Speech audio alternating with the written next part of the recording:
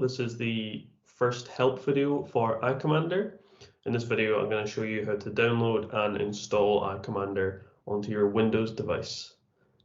First, we start off by going to the download page for EyeCommander. You'll see the latest version will be the version at the top of the list. You can see there's a few files you can download. On Windows, we're going to download the setup.exe file. So if you download that file just by clicking on it, and then you can see your browser will start the download.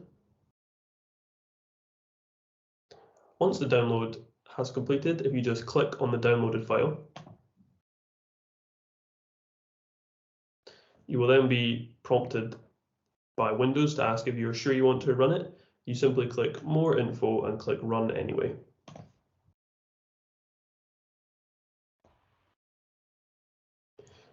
Once you've clicked on that, you'll then see the installer appear on your screen.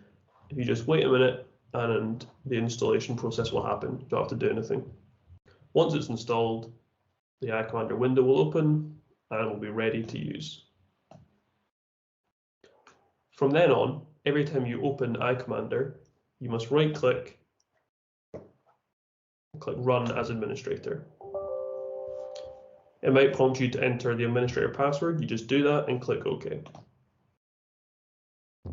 And then EyeCommander will open as usual.